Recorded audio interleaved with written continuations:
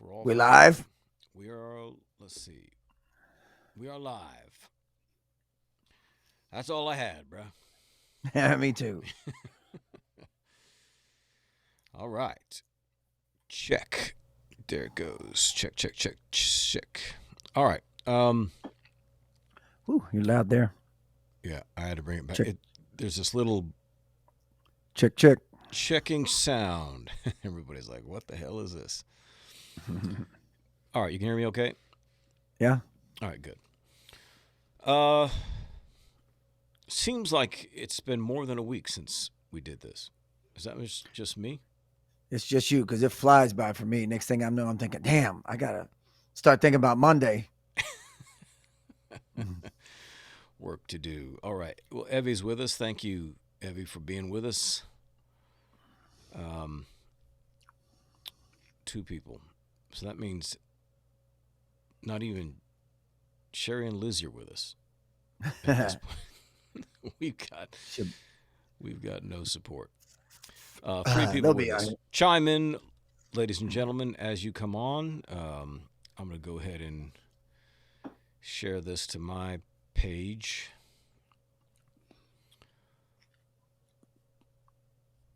Let's see.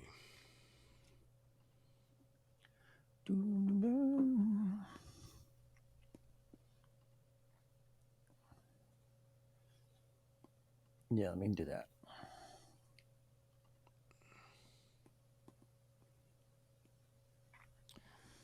Doesn't matter how many times you post it, man. People. Mm-hmm. You only reach so much. Yeah.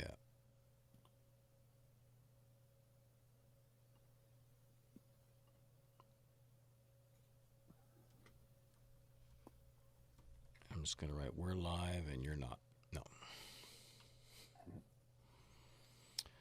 All right. Looks like that. Very good. There we go. Okay. Hey, Marcy. Hey, Stan. There's Sherry. Very good. What's in the news in heavy metal today? Before it starts, I was wondering where the name Iron Jaw is coming from, because in my mind, Iron Jaw is like that giant in Moonraker, James Bond. So where does it come from?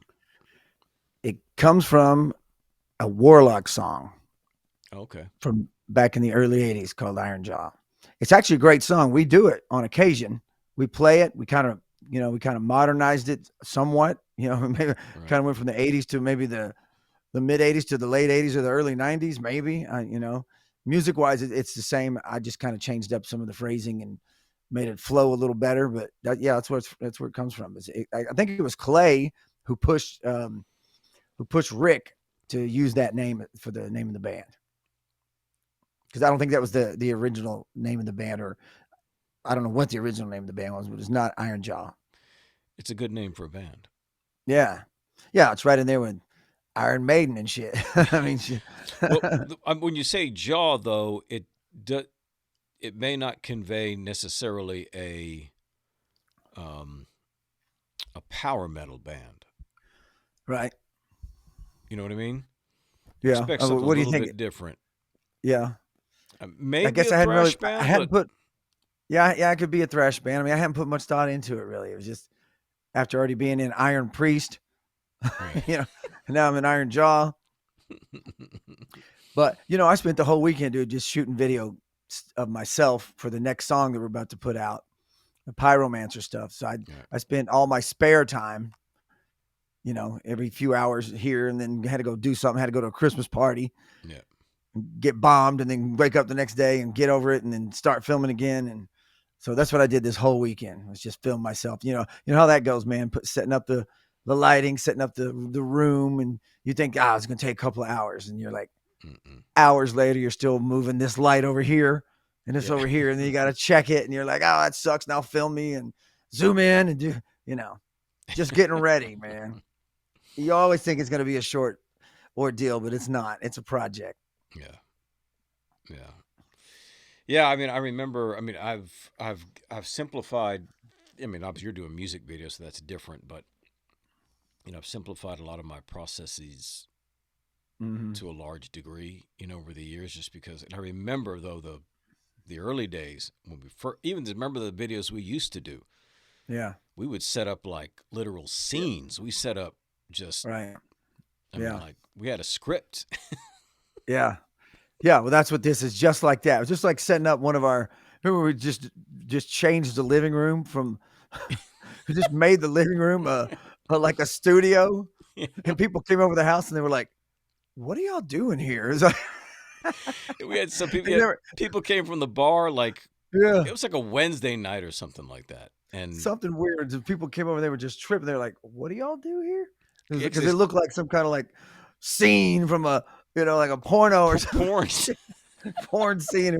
We never even put two and two together that what it would look like. Yeah, no, it was Other somebody else. people who would come in and like see the whole living room and turn into a set, a studio set. And I remember they were like, they thought it was. They thought we were shooting porn. Yeah. And I remember going, no, no, no, no, no, that's not what we're doing. And well, then what are you doing? And so here we are looking like this saying, it's motivational speaking.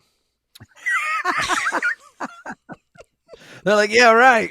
They didn't believe a word we had to say. So I had to go Is get that what the kids are calling it now? I went to go get my laptop, had to bring Yeah. it down and pull up a video to show them Right. an example. No, no, no, no, no. This is what we were doing. Margaret was one of them. People there. Well, Here's I can't Margaret. remember who. Well, some reason I kept thinking Rucker was there or something, but he did. I don't He know, didn't give but a I shit. remember Margaret was there. Yeah. Because she was, she was like, because she knew us. Mm-hmm. You know what I mean? But she was like, well, I've never hung out with him outside of the bar. Right. Well, that's what it was like. As long as it took me to set that up and get all that going and do all that, same thing this weekend. I was, out making purchases of, I need a black sheet over here, and I, Mhm. doing all that shit. But it's fun. In the end, it's a blast. It's actually that's the funnest part is setting all it up, doing the shoot. It's the editing that kind of sucks. Yeah. So that was just shooting me. So this weekend I'm going to shoot the other guys Okay. doing their stuff, and then put in whatever other stuff I need to put in on top of it. So it's called pyromancy. There's going to be some fire involved, I would imagine. There's going to be some pyromancing. Yeah, exactly. You're so pyromantic.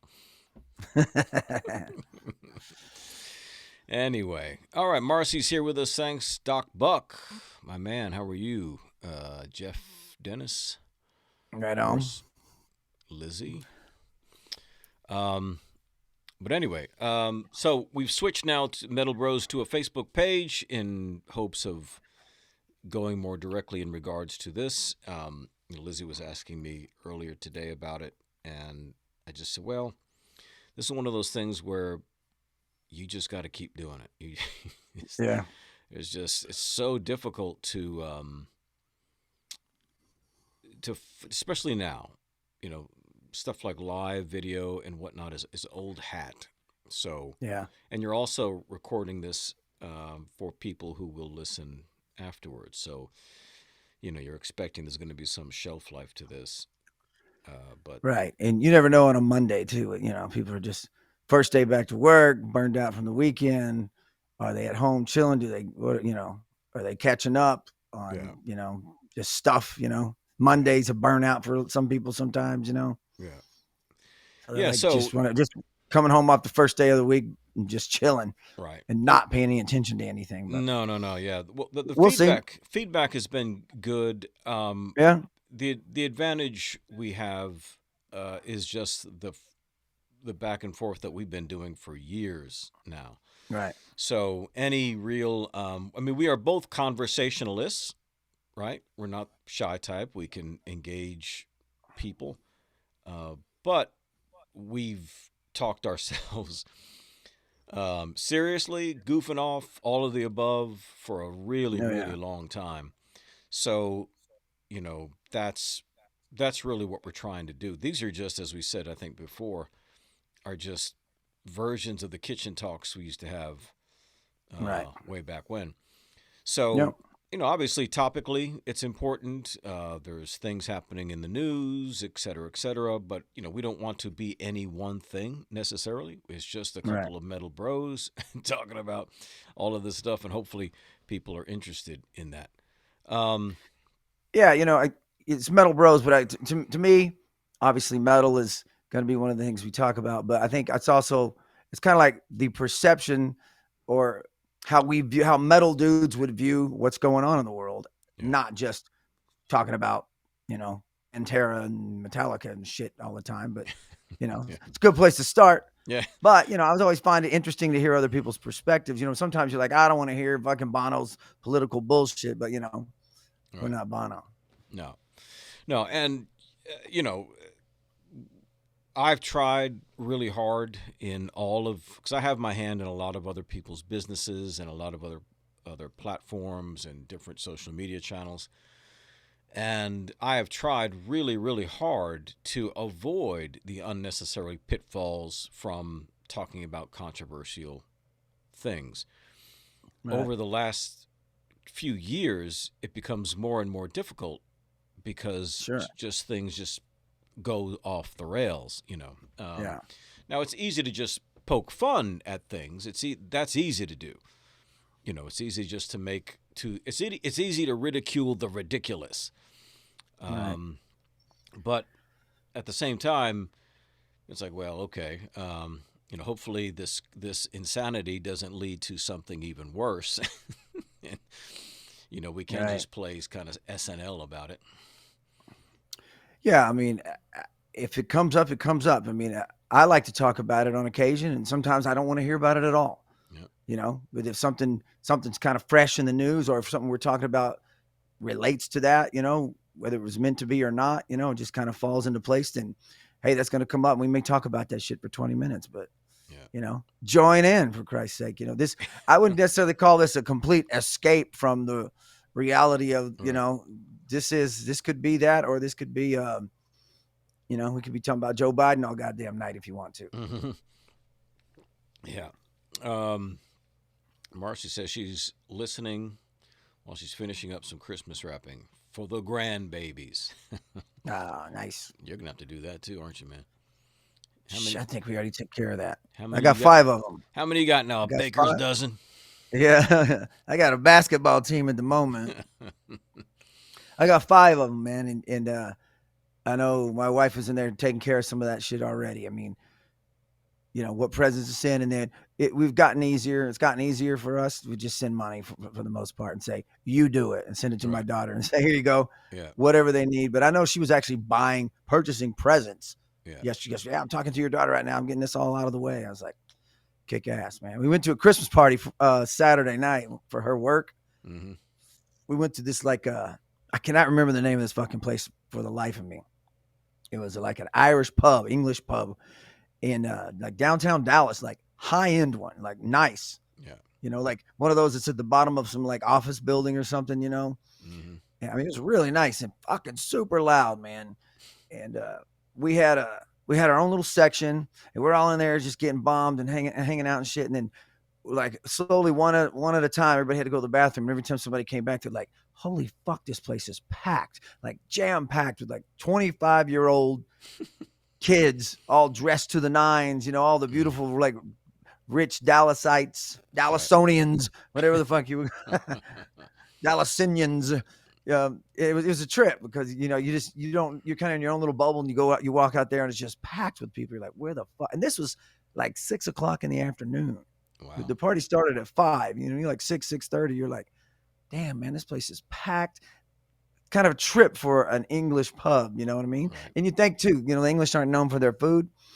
This shit was excellent, man. Really. Fish and chips, obviously, like the shepherd's pie and they had some ribs and some kind of just standard English food. It was actually really fucking good. It was badass. I'd go back there. I just couldn't believe the place was packed at 6 o'clock.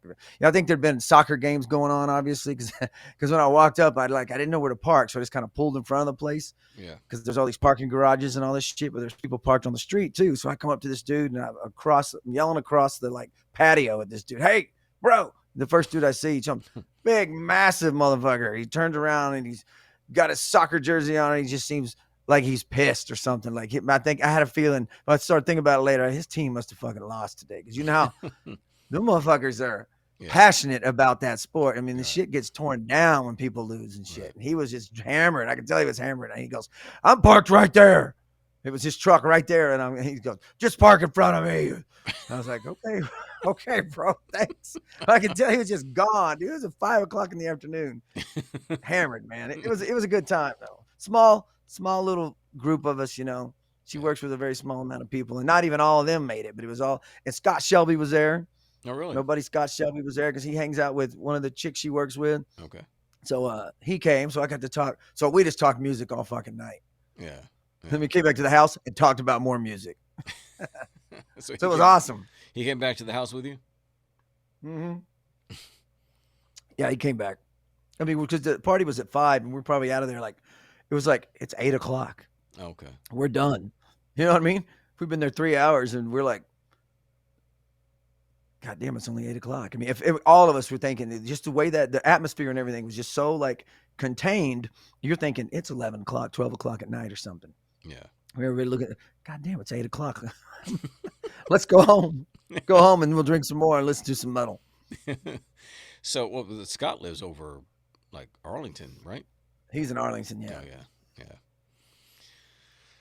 Philly Joe is here. Philly Joe, good to see you, man. Philly. Yeah. What's up, bro? Been a long time. Rebecca's here, who I guess is working with Sherry, right? She was there too. Okay. I know a little bit. Ian, good to have you.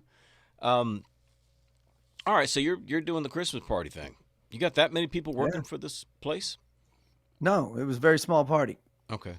There's only 1, 2, 3, 4 people that work there. Plus, 5. What was it? 4? Let's see. There's Eric. What's his face? 2 chicks. And Sherry. Yeah. There's only like 4 or 5 people. I mean, this is a small party. What about the drivers? Those are the drivers, bro. Oh, they are. One dude didn't show up. He was on vacation or something, or he's just a dick and he didn't show up. Well, that's good, man. I'm glad you guys got out. Yeah, it was cool. She hadn't done that in a long time, so it was nice to catch up with those people because it was nice to catch up with Eric. Everybody else I already hang out with all the time. Yeah. Yeah, right. Yeah. Yeah, man, we're right up on the holiday, so I can't believe we're already here. Almost the end of the year. Almost another fucking year. 2023, right around the corner. Who'd have thought? Where did you think, I mean, if somebody was to say to you, what will life be like? Remember, go back to high school, whatever, 1984, and someone was to tell you, what's life going to be like in 2023? I would have said I'd be dead. I would have been a rock star.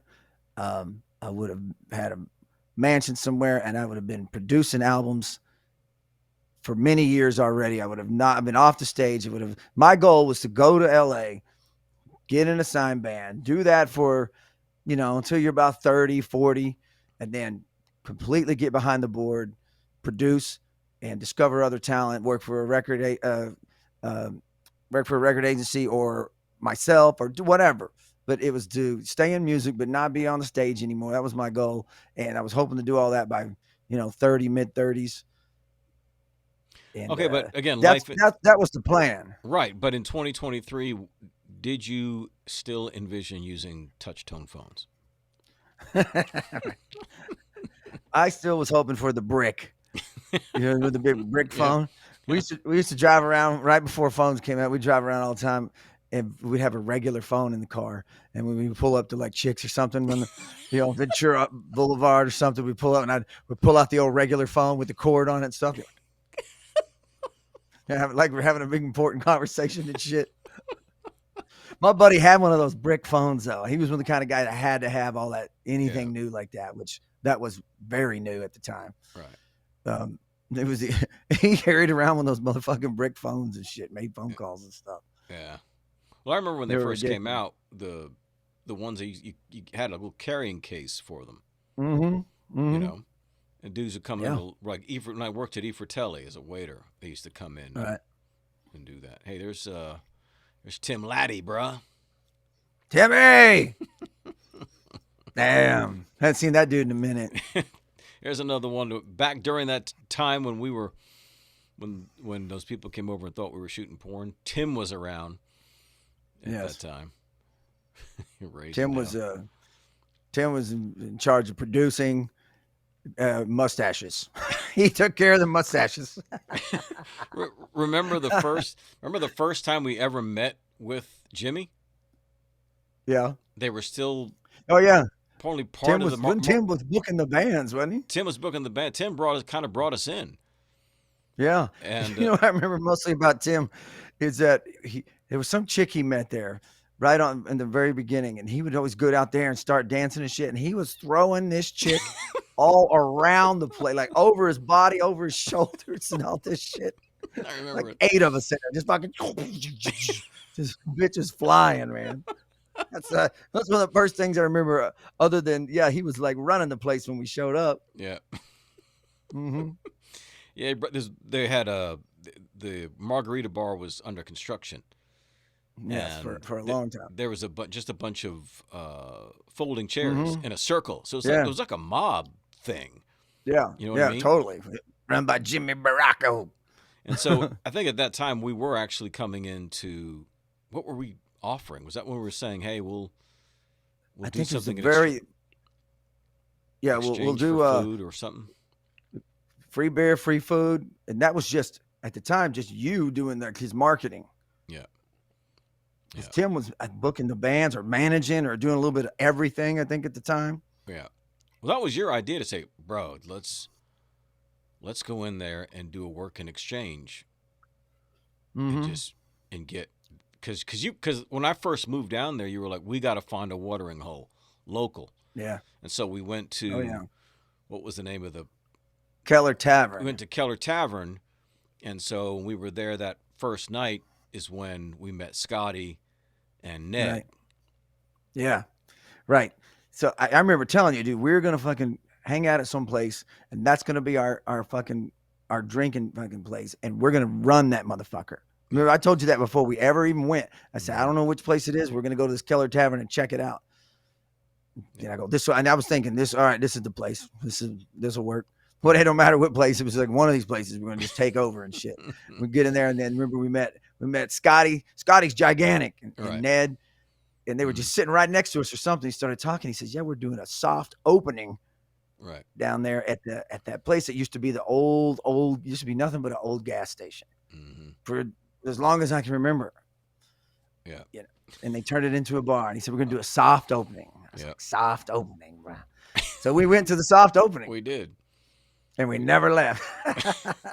Yeah, we were there until they had the first big event with Le Freak. I think it was. Remember that? Yeah. And there were so many people who became central figures. Like Tanya was there. That she was just like a hired whatever. Yeah. You know what I mean? Just one of the beer girls or something. She wasn't even like doing it. She was just like handing people stuff. So he just brought in a bunch of people and threw Bronson Rock t-shirts on them. But so many people were there who would stay with it for, a long time. And then that bar, I forget what it became. It was like, I don't know, something like 46 or 36 something. No, it was higher than that. 46, something highest alcohol sales in the state of Texas. Really? And I didn't know that. I mean, you got to think about that, man, because that's. But you did the marketing for a while, and I wasn't doing anything but just drinking for free, because I negotiated the deal, and he was like, "Well, what do y'all need?" And I'm like. And I was like, well, we need free alcohol. We don't want money. We just want to be able to come in here and drink and eat whenever the fuck we want. This is our place. You want us to hang out here and do all that shit. That's all we want, man. We don't need, And then eventually they asked me to start booking the bands, and we started actually making a little money on top of that too. Plus we had that saved us a shitload of money. Yeah. Yeah. drinking. I mean, we got to the point we wouldn't even eat there anymore. We really would just go there because I'm like, I've eaten everything on this fucking menu 20 times. I can't have another goddamn chicken fucking yard bird fucking sandwich and shit and a salad. I had enough, man. Hamburger, chicken, Jesus. I'd Yeah. eaten everything on that menu so many times. I was like, and then at one point I remember going, just give me straight alcohol. I don't even want beer anymore. I'm tired of beer. I'm tired of all this free shit. I'm burned out on it. Just start serving me straight fucking crown on the rocks. Get to the goddamn point here. Yeah, it was good, man. It was a good time. And then I booked the bands for like a year, and then you started booking the bands after I was out of there for another, I don't know how long. A few years, yeah. A couple of years at least, yeah. Shit, maybe longer. Yeah, well, 3 years, I guess, because you stopped, what, early 2013? Probably around then, yeah. And then, something like that, yeah. Things wound down at the end of 2016, so, yeah. And wow, has it been that long? It just disappeared. Well, I mean, yeah. Bronson Rock did, but then it became a couple of other things. But yeah, it became a couple of things. Now it's the Poor Shack. It's been that way for a little bit. Our rival, fucking Larry Branch, took over. Mm-hmm. I was friends with him for a little while. Then all of a sudden, we started kicking his ass. He started getting pissed off. Yeah. I was even booking bands in his place here and there too. Yeah. And then he started getting pissed. His business started getting taken away from him, and all of a sudden, I was the enemy, and we weren't friends anymore. Mm-hmm. You got a guy here, Mark. I don't know how to say his last name, but he says it's the first time he's able to put his thing up. Oh, I know Mark. Yeah, I know Mark for a long time. I never been able to say his last name either. How do you say your last name? That's a good dude. Okay, let me tell you how I met Mark. One day, when Sherry and I lived in Addison, we used to be able to walk to this Mexican place and eat. It was just right, literally 2 blocks around the corner. We could go there, and we would go there and do like brunch and shit. And one day I walked outside, and this chick was wearing a shirt, and I said, "Hey man, my band's on the back of your shirt." And she's like, "Really?" She goes, "Well, we made these shirts." I was like, "No shit." So we started striking up a conversation, and we've been good friends with those two ever since. We hadn't seen them in a long time, but they lived right around the corner too.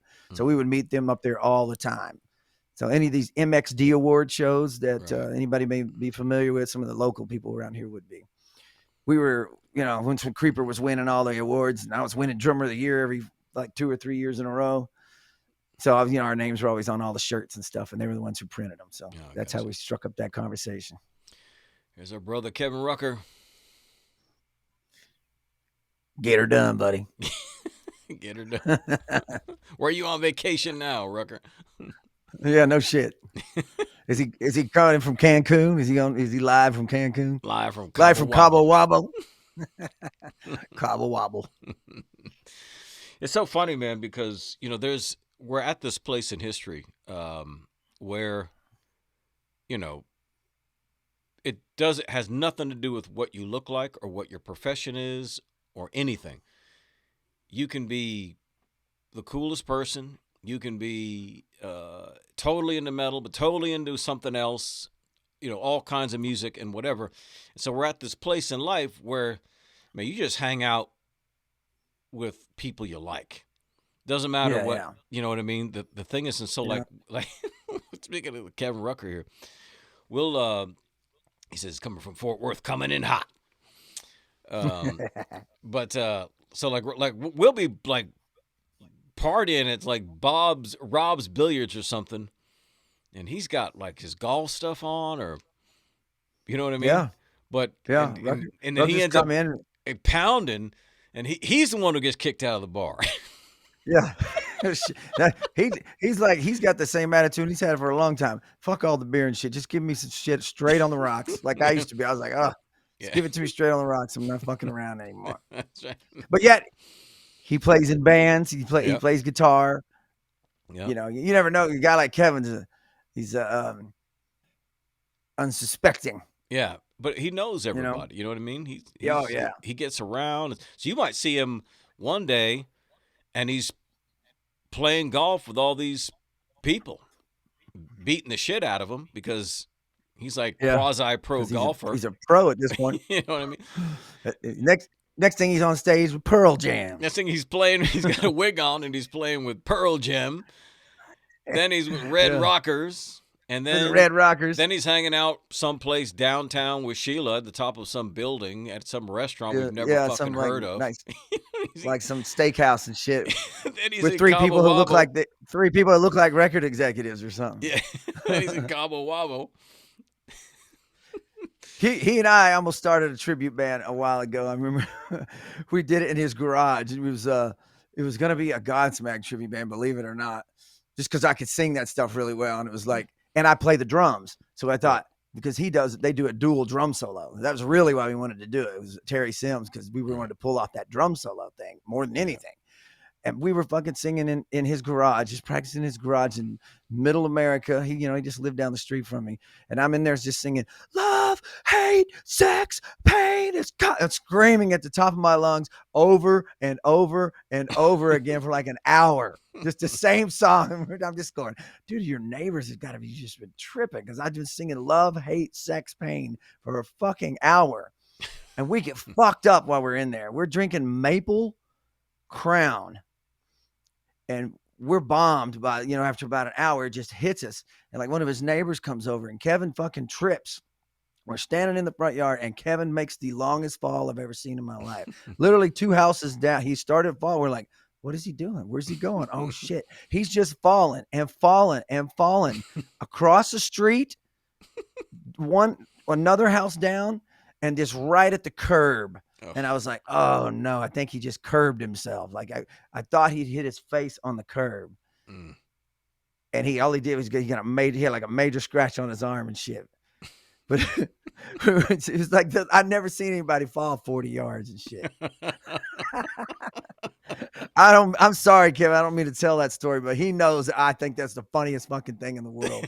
Because I always ask him about, you been drinking any Crown Maple? I don't think he's drank it since then. Something about it just kicked his ass, man. Yeah. I was me and his neighbor were just like, what the fuck is going on? Where's he going? He's falling. Here's what he said, man. What did he say? Live fucking Maple Crown. Oh, that's good, man. Good dude, though, man. Oh, hell yeah, man. Yeah, I mean, when we go back now to Texas, there's only a few people, we're going to let know that we're going to do everything we can to see, and yeah, Kevin and Sheila are 2 of them. So, hey, bro. But I don't think you even saw them last time they were here. No, couldn't make it happen. Ryan, good to see you, man. I tell you a lot about Ryan, but I got to keep his information hush hush. He's killed people. Yeah, he's done some serious stuff. I'll tell you afterwards. I know the kind of crowd you hang out with outside the metalheads these days. Yeah. That's the weird part about it now is speaking of hanging out with all kinds of different people. Yeah. Yeah. Well, he said, "No, go ahead." Well, I mean, he was a part of the special task force in Seattle Police. So he was part of the crew on the bikes who ran all the people out of the Chaz. Oh thing. Yeah. Oh, so man. he did that. Right. He's dealt with gun runners, you name it, man. But he's also military. So elite police. He's got another gig he's doing. It's going to be high level security.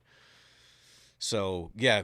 I mean, like not too long ago, I was out hanging out with my bros. One guy was a squad member. The other one is my buddy Pat Mack. And so you were sitting there, dude. And this guy's a Green Beret. This guy's Delta Force, and that other dude is ex-Secret Service. So the guys in our squad, we texting each other all the time. A guy named Scott. We're texting each other all the time. But he was on Bush's detail. So all those times when you'd see that news footage of George Bush when he was cutting trees all the time at his property. Yeah. He was a part of that security detail. So he'd have to be out there cutting trees with him. You got to cut the trees too? Yeah, dude. But they'd want to, man. They want to. They just, they're all All right. dudes, man. So they're in. All right. Let's do this. You're like, for God's sake, George, Yeah. don't don't don't lose a hand or something Yeah, on yeah, my yeah, watch, yeah. please. Yeah, so I'll, everybody Was from George out there trimming the bush?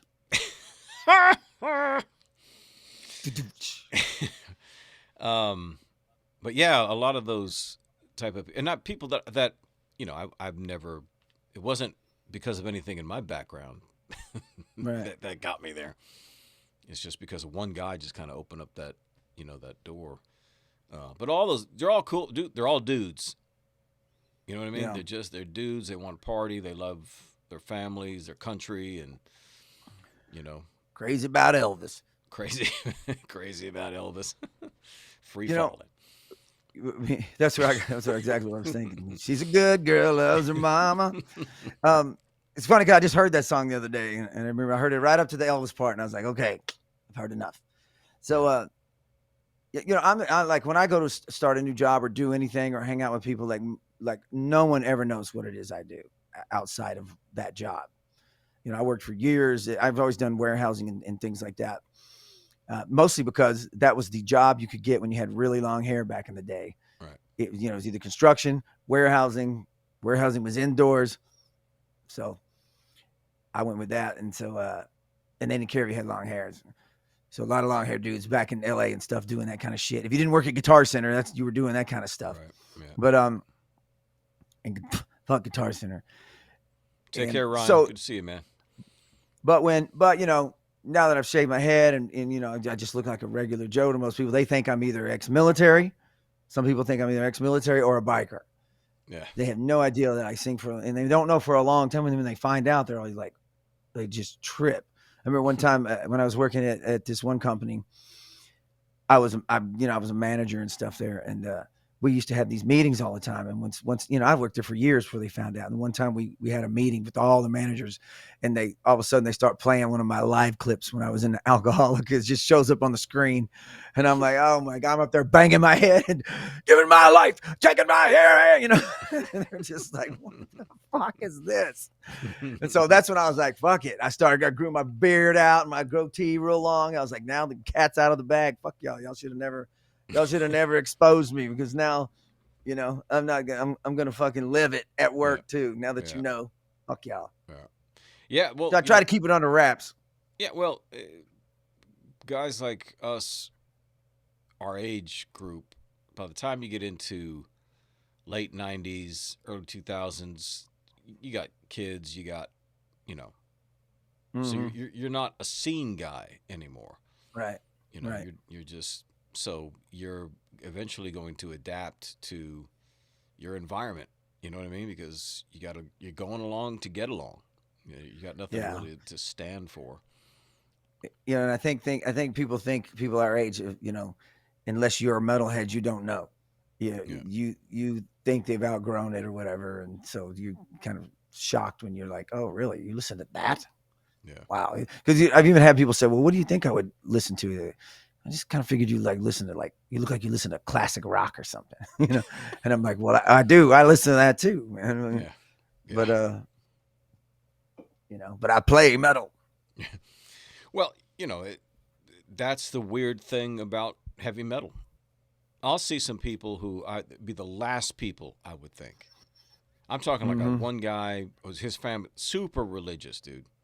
Got umpteen kids. I mean, super religious. But then I'll see the husband, who's like a real brainiac, like knows the theology and all of these things, and he's got like a cattle decapitation shirt on. Yeah, yeah. And I'm like, what in the hell, Yeah. There's that one meme. There's that one meme that says, if your guitar player looks like this, and it's like the most, IT looking guy or whatever with glasses on stage and a black t-shirt, you're about to die. If you're the guitar player in the death metal band you're about to watch looks like this, you're about to die. And he's just the most normal looking dude you could ever imagine. And he's like, it's like Necrophagist, dude. I didn't show you that video. I meant to show you that. You got to check that out. Necrophagist. Oh my God. Even though and you actually watch the live stuff, even you're like, wow, that dude plays like that and sings like that. Yeah. And then one of the best drum solos I've ever seen was from that drummer from Necrophagia. I have no idea what his name is, but I'm like, that was a fucking hell of a drum solo. Man. And being a drummer, I get bored by drum solos a lot. Yeah. There's a lot of badass drummers who don't do good drum solos. Yeah. And then there's a lot of dudes who just, I don't know, there's just a lot of boring ass drum solos out there. A lot. You know, I see people post them. I see people post them all the time. Man, this dude, what am I? And I'm like, I watch the solo. I'm like, snooze fest, man. You know. So And then some dudes, whew, where does something like death metal go? where does it go next? Yeah, because I mean, it was Yeah, I don't complex know. in the early Cannibal Corpse days. Death Yeah. itself. Oh was- yeah. It's been complex and extreme. Like it's almost like, you know, you kind of almost need that music to still kind of go where it's going, which is, you know, just off the hook already. And then, you know, maybe like just instead of death metal vocals, bring in some real vocals on top of it, you know. And I'm sure there are plenty of bands out there like that, but you just don't hear about them anymore. But it's almost rare, like to hear anybody doing anything. You'll think something's you're gonna play. I check out stuff on Facebook all the time. New band post something. I always listen for a second, man. Let me check it out. Just see if there's something cool here. Yeah. Music starts off. It's always awesome. Dude kicks in. You're like, here we go again. I've heard it. Yeah. I think it's awesome. I think death metal vocals are awesome. And they've been awesome for a long time. So let's do something else. You know, the answer to me to bands like Queensryche and Iron Maiden and all these really operatic, high, great singers, the answer to that to me was the extreme vocals. Kind of like, okay, we've had enough of that. Let's do the complete opposite. Well, I think now it's kind of the time to maybe do the same thing with death metal. You know, maybe bring the real vocals in and keep that fucking music, because the music is unreal. You imagine being a teenager and that's your starting point to learning drums is like death metal stuff. You know, we were all listening to Kiss and stuff like Right. you could actually figure that out when you were a kid. You know, if you Right. had any rhythm at all, you could play that stuff. And you know, something heavy would be Iron Maiden or something. You know, Yeah. but this shit's so far beyond that. Yeah. You know, and there's videos.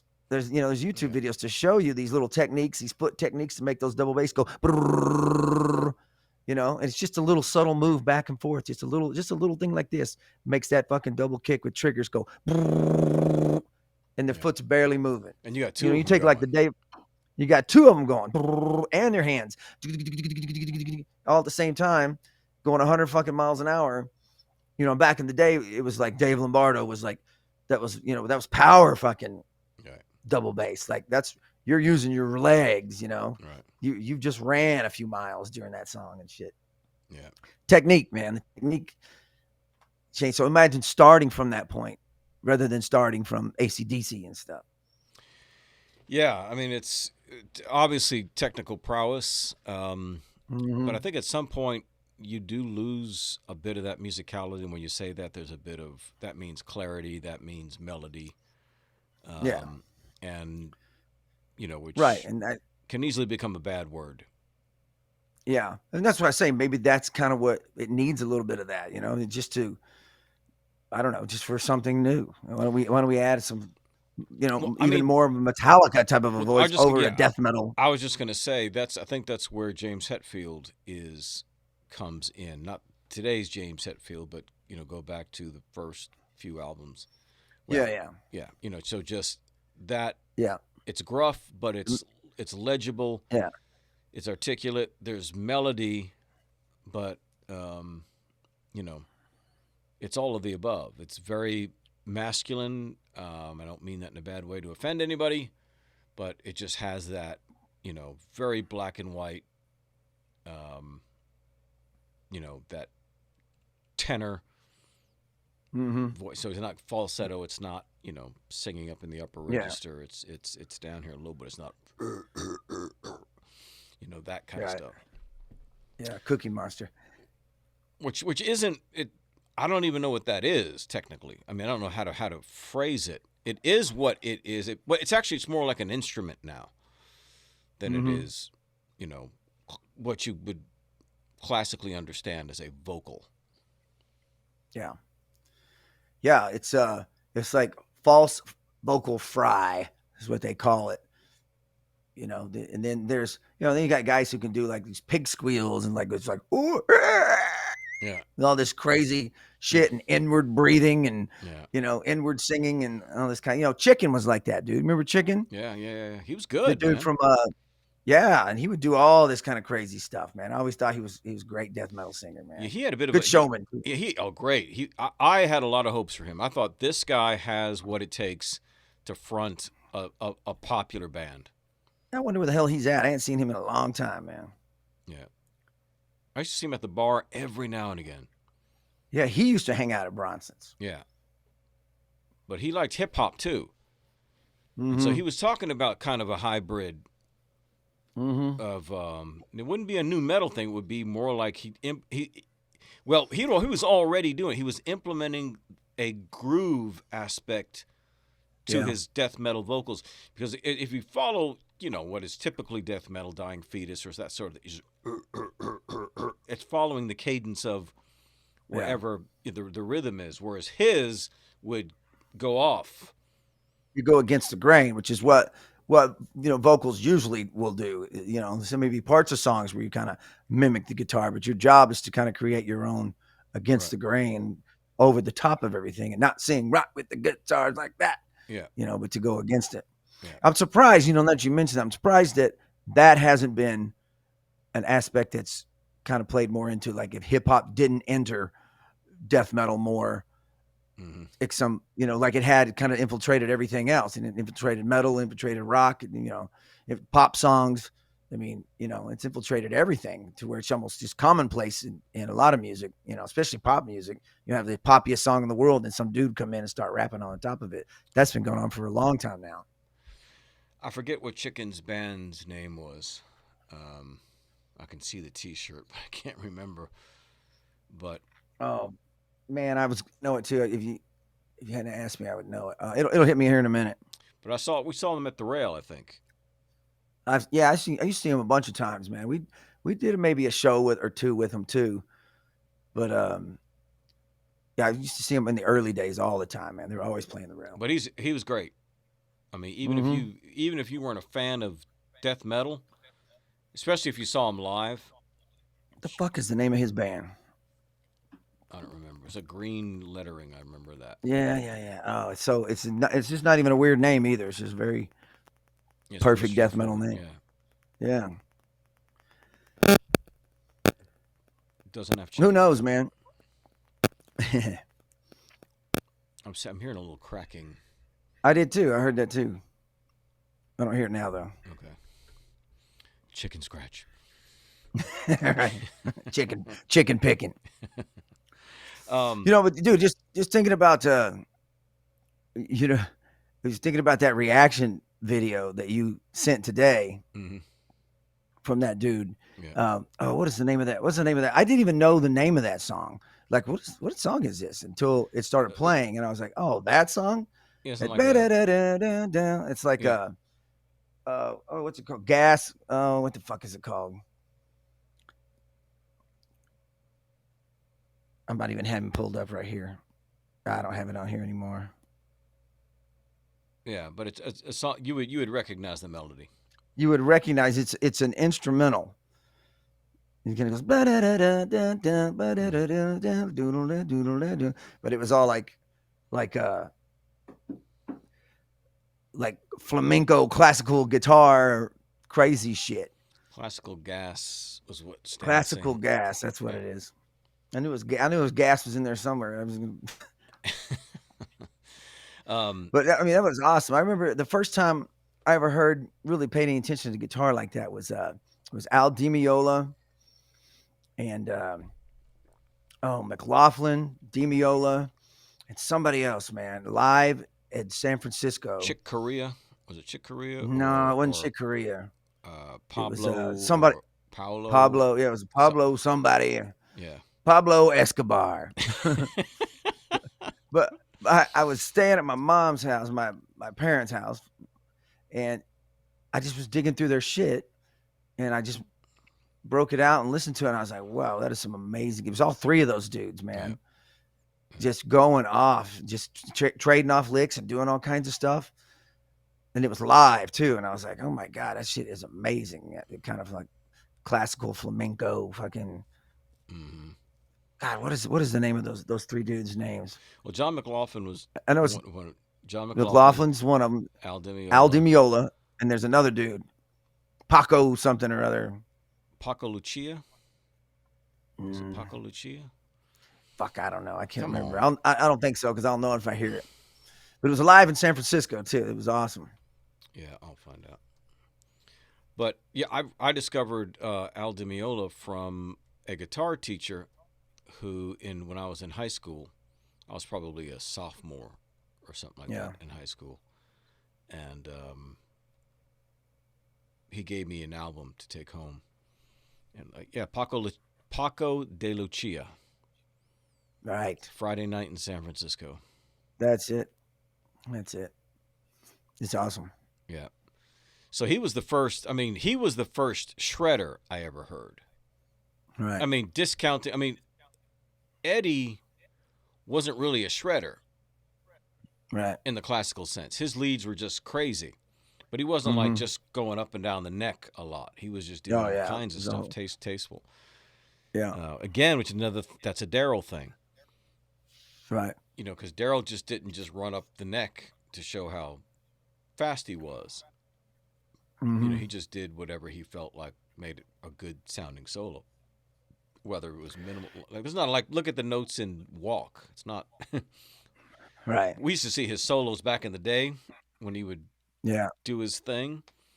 Mm-hmm. He Oh was yeah. all over the place, you know what I mean, doing the shredding thing, but he didn't do that on most of his leads. Yeah. I mean, he had a lot of taste and a lot of, some space and some notes and some squeals and some, Mm. he was capable of doing it all. He had a lot of feel in his stuff, which is what made Dime kind of separate from most metal dudes. He just kind of had a, real tasteful kind of Well, stuff, well, that was one of because Daryl and I were about the same size, probably weighed about the same, you know, Mm-hmm. just little guys. And I remember when he and they were playing at the Ritz, Yeah. and we were up on the side of the stage. We were just talking, and so he had his sunburst Dean there, Mm-hmm. and so I said, "Let me mess with that." He's go for it. So I'm playing it, and the two things I noticed was, well, three things I noticed. Number one, the action was fairly high. And Yeah. so for the shredders back in the day, you wanted those strings closer Yeah. to You the had it neck. You know right. what I mean? Yeah. So these were a little bit Mm-hmm. high, and they were like 10 gauge. So Right. they were heavier, Yeah. and they were dirty. Right. I remember asking him, "You're going to change the strings?" He goes, "No, I like that." I said, "Well, then, dude, take a little, Brillo, spray some stuff on there, and get." Nah, I like it all dirty. But the thing that I couldn't figure out, if you can watch the video of his solos from when he was 18 Yeah. years old. Look at how thin he Mm-hmm. is. Look at how his fingers are Yeah. just almost like they're tapping the Yeah. strings, but he would do these Yeah. bends and whatnot. I have held his guitar back then, dude. Those strings were not easy to bend. So he had, for some reason, just some weird Yeah. tendon strength Yeah. that did not coincide with his physical size. Right. Well, he was just one of those dudes that just kind of stood a certain way and played a certain way. Kind of had that certain posture that kind of wrapped around the guitar, Mm-hmm. Yeah, where he just kind of fit into it, kind of like his body was made yeah, to just play that instrument. yeah, yeah. It's I true. remember, I remember one time I had this old I still have it, 22-inch Peisty Rude ride cymbal. It's just a ride cymbal with a big old bell. It's a big, heavy motherfucker. It's the Rude series, and all their Rude series are just heavy duty, just clunkers, But Mm-hmm. for a ride, it's just loud and it sticks out. And I've had it for 30 plus years, and it's dirty and it's never been cleaned. Nothing. And I lent it to somebody, and the motherfucker cleaned it and gave it back to me. It looks great. But for some reason in my mind, when I played it, and I played them just a couple of weeks ago because I set my drums up at our studio so we could audition drummers, Mm-hmm. and I broke out that ride. Since it's been clean, to me it doesn't sound the same anymore. It lost something. It had all that dirt and even had paint on it. I remember sometimes we were painting a wall. I had little spots of like pink and some, multicolored little dots of paint, just 3 or 4 of them that were always there, but it just had all the marks from the sticks and just 30 years of just beating the shit out of it. And Mm-hmm. some motherfucker cleaned it, thought he was doing me a favor. And I feel like he fucked it up, man. He did, dude. He did, man. It lost some of its, you know, Right. life, man. Yeah. Yeah. People don't. I remember there was a guy I lent a guitar to, and it was Right. the first one that I put together for myself. Okay, his name is Guy Donovan, and I ran into him at Bronson Rock. Last time I saw him Yeah. was like '85 or something like that, and Right. he's playing bass for one of the tribute bands. And I was like, Hmm. Guy? He was like, what the hell? We're like, what are you doing here? And he was playing bass, but he was a great, great guitar player. But I'd given him the first guitar I put together myself. I got the body and the neck and did all that crap. And so I had already gotten a Charvel after that. So he asked if he could play the other one. And so he took it and freaking, you know, added stuff and tuned it all up and did all kinds of Right. stuff with it. Well, then I wanted it back. Right. Well, because I told him, I said, dude, I didn't give this to you. I told you Right. What the because he had hell? lost a guitar, so I said, I didn't give this to you. But he was not happy about that, But he had, invested money, not a lot of money in light of things nowadays, but you know, but he did Right. put, Invested money in your guitar. yeah, yeah, Right. yeah. But there's something to be said about those early days because a lot of those musicians, it was so hard to find people to jam with. You know what I mean? It was so get Yeah. this cord out of my way. It was so difficult to find people to jam with because it wasn't just you weren't just looking for somebody who could play. Back then, you had to find somebody who had the look Yeah. too. You were not going to Yeah. get in a band with You were somebody with looking short for hair. image. Yeah. Well, and you also knew, I used to always say this all the time. I could just tell from meeting somebody whether they could jam or not. First of all, if you had pretty fucking long hair, you'd been doing it for a while and you were Mm. serious. That was always the first thing to let you know somebody was serious about it. Obviously there were tons of people who didn't have long hair that are great musicians, but back then, it was the 80s, it was the Right. early 80s, and you're looking for image because you're looking for you're trying to look like Motley Crue and Mm-hmm. Wasp and all that kind of stuff, so you're looking for dudes that look like that. Yeah. And that'd be the first thing. As soon as I saw anybody with long hair, hey, dude, what do you do, man? Let's jam. Mm-hmm. I did it in L.A. I even told you about the whole Mike Inez story from Alice in Chains. I was always trying to get that dude, and he'll go, that dude looks like what I envision a bass player looking like. Right. Long fucking dark ass hair, long as fuck, metal as hell looking. That's the bass player that a metal band needs. Yeah. So I was always trying to convince him, man. He was blowing me off and shit. But yeah, that was the thing with Rick Perry and Warlock and all those guys. They all look like that. They all look like Motley Crue and shit. And I was like, all right, that's badass. Yeah. That was the thing with who was the band? Oh man, it was the local. Well, they were local. Michael Scott and everybody was in that band. Black Star. Black Star. That was the first band, one of the first bands I'd seen when I was sneaking into the bars, and they looked like Motley Crue. And Motley Crue had just come out, and they looked like them, and they were playing. And I was playing in a band with my cousin, and we were playing kind of like more radio hits, and we'd throw in a Judas Priest and one Motley Crue song. But I was like, I went to go see them, and they're playing all Ozzy and Motley Crue, and all these at the time, which seemed that's metal stuff, Right. And they looked cool. Everybody looked like they were in Motley Crue, and I was like, that's what I want to do.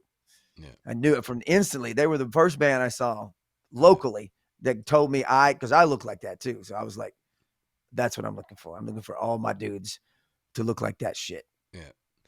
Yeah. And part of the challenge we had is our age because I was just barely out of high school. Yeah. And this is Dallas. So there's not a lot of people. It's not like LA where you throw a rock and you're going to hit a musician.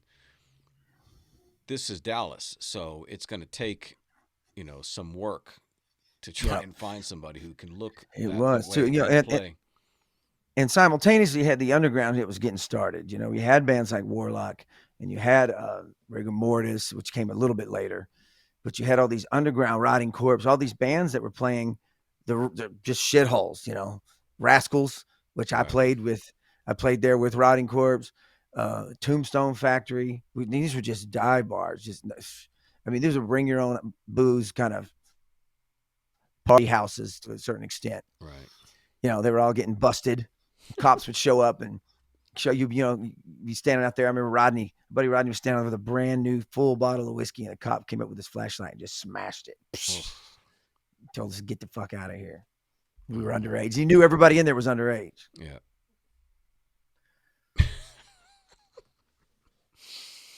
It was tough back then, man, It was. in its own way. And, and everybody else either wanted to kick your ass Mm-hmm. or the older generation looked at us like our generation looks at Gen whatever. You know what I mean? Right. Yeah. That these guys are going to end the world.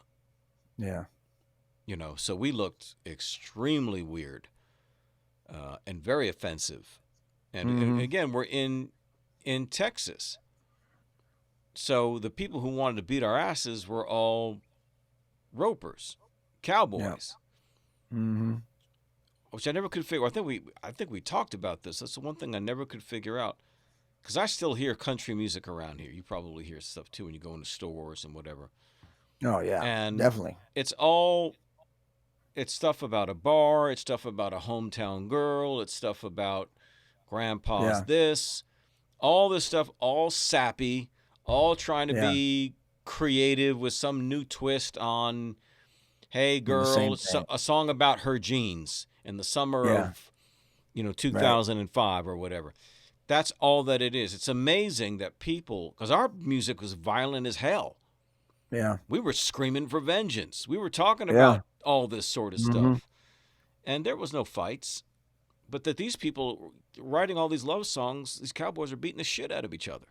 Yeah, they are. They're beating the shit out of that. And that too, that's what always kind of got me about rap too. You had gangster rap with the hardcore lyrics, but the softest just loop in the back. There's nothing heavy about their music that matches what they're talking about. The music's just some kind of loop, and sometimes it's even real. It's not even like a snare. It's just like an electronic sound, and the music never matched the lyrics to that kind of stuff. And I'm always like, it's all y'all from the streets and all. I get it, man. That y'all got y'all know some fucked up shit that went down in your hood, but y'all need to fucking, that music don't match those lyrics, man. Y'all talking about some real shit, but it's the same thing with country, man. It's always, and it still is. Oh yeah, still is basically about the same thing. Yeah, so I don't get metal went to death metal. That's right. Well, I just don't get it how out of that culture, which supposedly is celebrating traditional type of values, love of your love of your life, restoring your old girlfriend who left you, and celebrating grandparents and land and all this stuff. Yeah. Why are you beating the hell out of each other? And why are you trying to kick my ass? Exactly. Just because my hair's long. Yeah. Now you're gonna beat my ass too. Well, I mean, that's with some of those articles that came out a few years back about how heavy metal was healthy for people, mentally healthy. Yeah. Because if you're running down the road and you're singing about vengeance, or you're listening to Hatebreed and all this sort of stuff, well, then you're channeling that aggression. You don't have to take it out on somebody. It's like I think I've said, my music is violent, so I don't have to be. Your music isn't violent, so you got nowhere to channel that violence, and so it's weird too. Especially when you come to cowboys and stuff. You got cowboys that ride bulls, and horses and all, but you don't ever really. There's never really any songs, as far as I know, about that stuff, rodeo and doing that crazy shit that they do. The shit that you're thrown off of fucking bulls and your head getting stomped on and shit. Now that's metal. That's a metal song. You should never really hear it. It's still just the same old, just another way of, talking about trying to get some beers and some whiskey and get that girl in your pickup truck. Yeah, well, that's because the majority of the people that are wearing hats and cowboy boots don't don't ride horses and Yeah, rodeo and do that's all that true. stuff. I mean, in a sense, you could say that the cowboy world is basically a poser world Right. because right because those were not those that type of clothing that it came from were not fashion choices. It was choices based on necessity. You know, the hat served a purpose. Yeah. Right. The denim served a purpose. Walking around in chaps served a purpose. Hold on, my get the dog, please.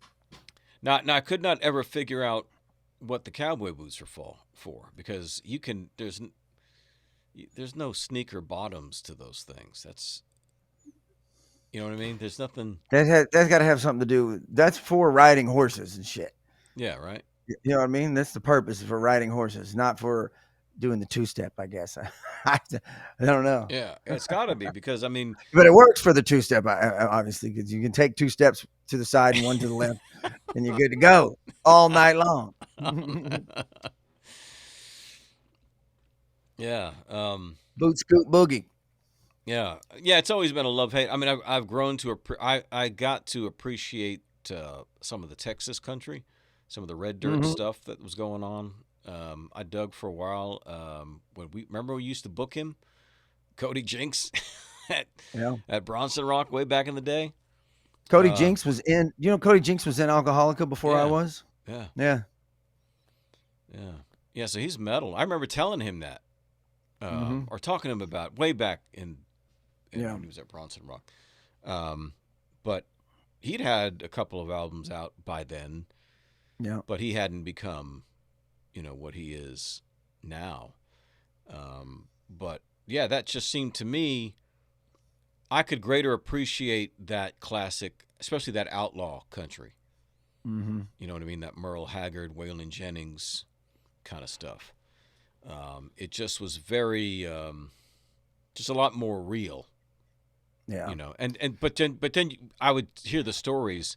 You could there's a video channel Steve Wood showed me where they do like cartoon animation remakes Hmm. of these guys telling stories, and so they draw it all out, like a Right. comic Right. almost. Oh Dude, yeah. they were nuts. Those guys Mhm. back in the '70s, they were nuts, like rock star nuts. Oh yeah. Oh yeah. Well. Cocaine, Yeah. Yeah. women, airplanes. Yeah. Yeah. Everybody was back then. Shit.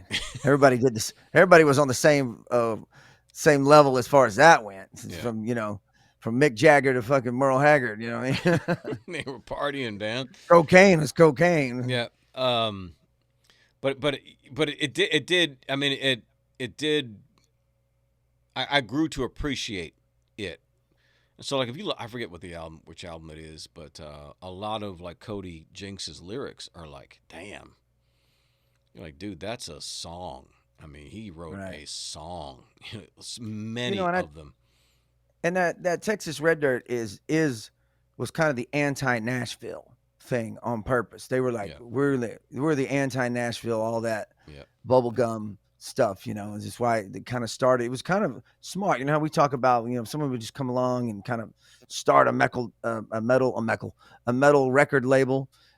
That's kind of what that Red Dirt community sort of is in its own way. It's kind of like Texas, country answer to Nashville and saying, Right. we're not into your little trip. We kind of got our own thing going. It's a little more raw. It's a little more real. It's not so commercial, and we're supporting each other Right. deal, and it does really well. Those guys, all those guys get paid like they were, damn near a national act. Some of these guys, when they come to town and play any of these bars, remember trying to book those guys. It was not cheap, No. not even on a goddamn Wednesday night. Mm-mm. So they're serious about doing it and doing it for a living. So you got to give them that. We booked Jackson Taylor. Yeah. Yeah. Was that the crazy dude? Was that the dude? Yeah, he's crazy. What'd he say to us? He said something. Well, first we noticed that his guitar player This heavyset dude was wearing the denim suspenders. You know Yeah. what I mean? Looked like a farmer. But he had a Lamb Right. of God T-shirt on Oh, that's right. underneath it. Remember that? So we Yeah. had to go, I guess about the money. So we went back to the green room when they were all done. As soon as we walk in looking with bandanas and hair everywhere. Yeah. And he Yeah. goes, Yeah. "Now there's some dudes that do some drugs."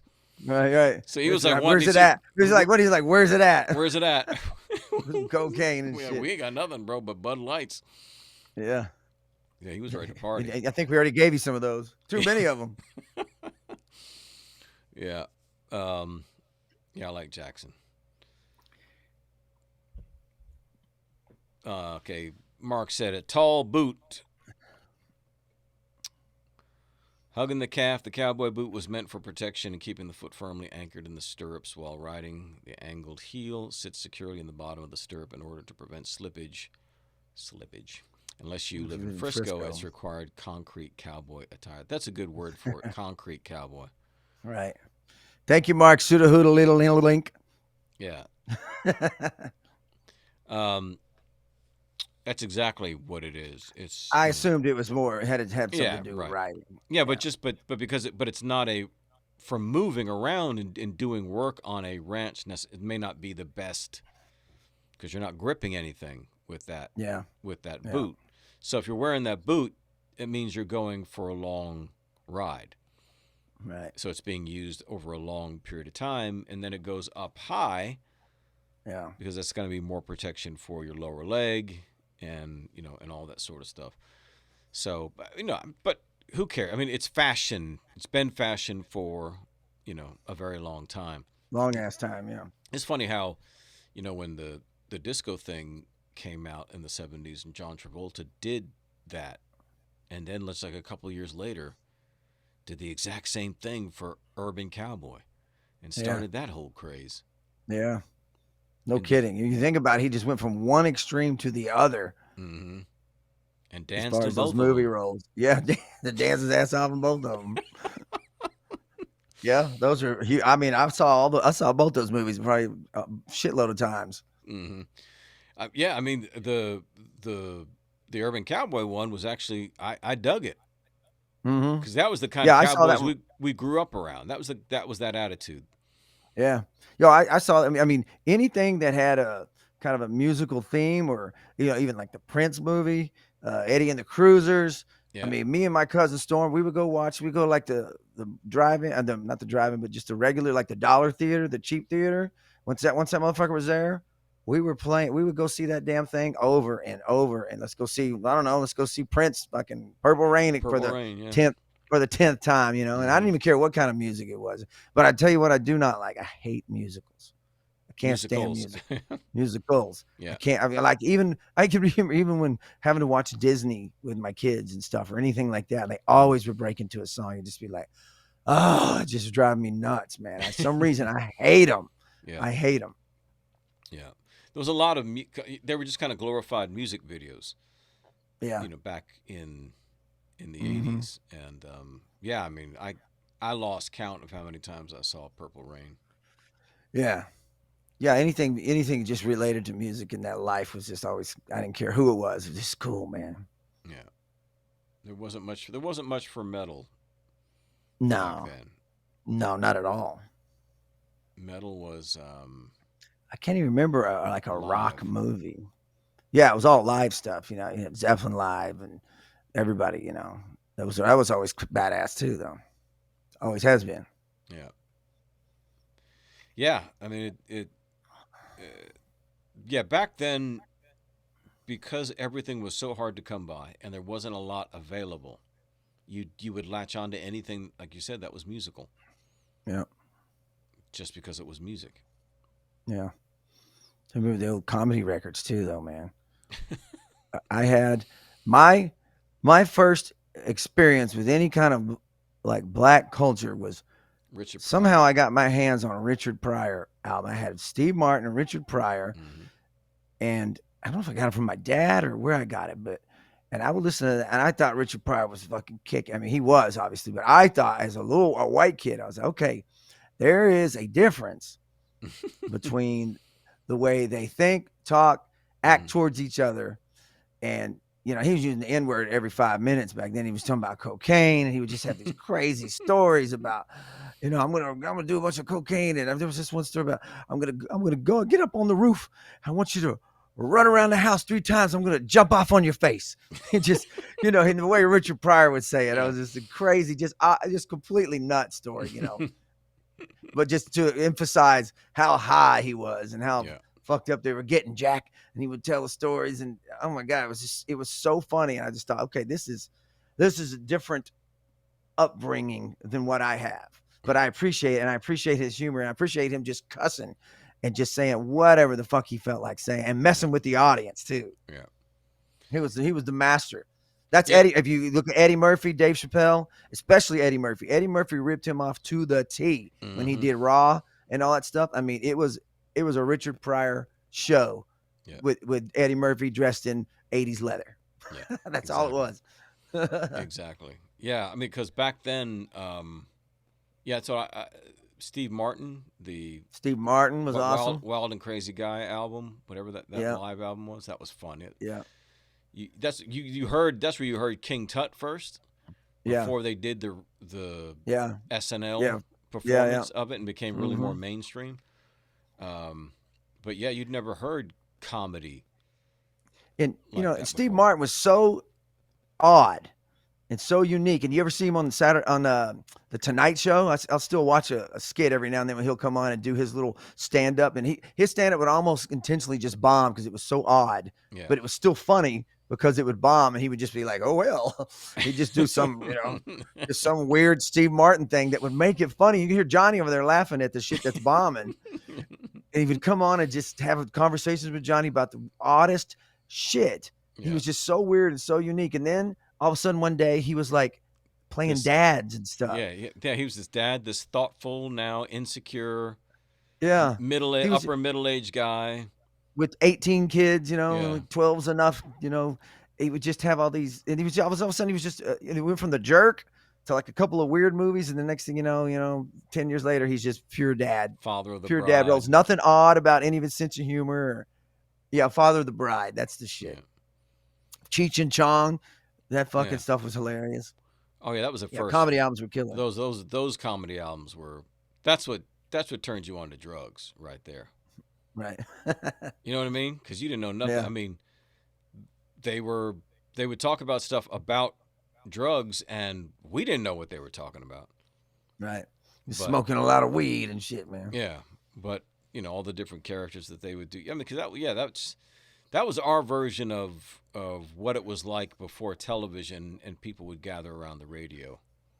Yeah. For entertainment. You know what I mean? Where they would. Movies would be played out live in a lot of TV shows would be live. There'd be actors in a studio all with different mics, making noises and these radio hours. At one point, if you had a song or two on the radio, you had a variety show too. Mm-hmm. You were like Tony Orlando and Dawn, Sonny and Cher, Mac Davis. Remember Jim Stafford?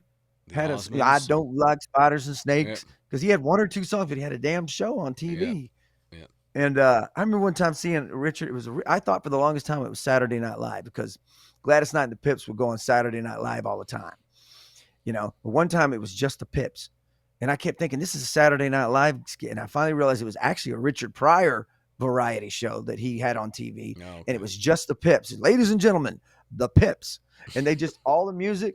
All the moves, but all was them just doing the backups, leaving, woo, and doing their spins. It was so fucking funny, dude. It was so funny because they were right on the money, and it was no main vocals, just all their little things and the leaving, leaving on the midnight train. Woo. It was hilarious, man. Surprised you can remember all that, man. Yeah, I do, man. Okay, so you sent me that Gene Simmons interview with Tony Tennille. Captain and Tennille had a variety show on for a while too, because they were the biggest thing in the world for a minute. Right. Was that odd or what? I mean, and and you were right too. That was not his first interview, because I'd seen that other interview way back when he had the badass leather on with the skulls. When Gene was he's sitting there all hunched over and just like hissing and shit.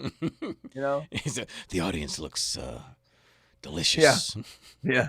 He said, "I'm evil incarnate." We're like, okay, he's like totally in character back Yeah. then, man. Yeah. Most of the time, every now and then he'd say something just kind of normal, but most of then he'd always get back into a Geneism or like he'd stick out his tongue or Yeah.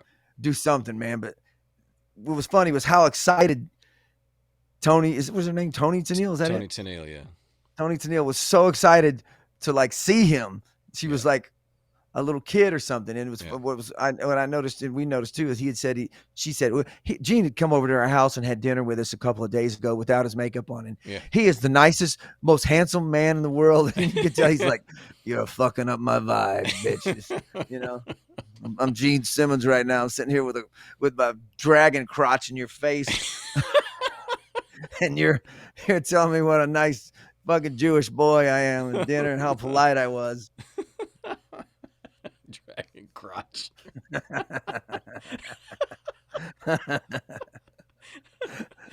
He'd always sit like he put his boots up on the Yeah. table and shit, and he'd always have his legs just fucking spread out as far as he could, just like, Yeah, she was excited as hell to have him on that show, She man. was excited. Y'all got to check that out.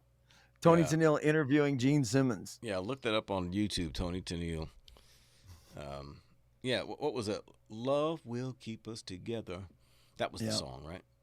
Yeah, that was. I the think they big did one. Yeah, another one that was popular, but I don't remember what that was. dude, they had 4 or 5 songs at one point. I mean, almost everything they put out, on that 1 or 2 records at that one stage in their life was like a hit. That was like what, like 75, 76, Probably, yeah, something like that. yeah. Yeah, because I'm thinking that. Why am I thinking that interview was done in '77 or It was something like that? 78. 78, yeah. Yeah. So they were still going for some Yeah. time.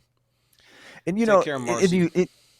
and you listen to the conversations, and I remember now too. It's kind of like when you used to hear Rob Halford talking, you would be like pumped up after he would talk about metal and the metal, and this and metal this and metal that, and you were just like, oh, that's just so metal, But Gene, they were always talking about we did anything. We were just looking for guys who'd want to do anything in the world to be the biggest band in the world. Right. We were looking for guys that were, when we looked on stage, that was their theme. And I remember a lot. Paul would say the same thing. Mhm. They would always talk about, how this is what our goal is and this is what we strive to be. And we were looking for guys like this. And they were just talking about being huge.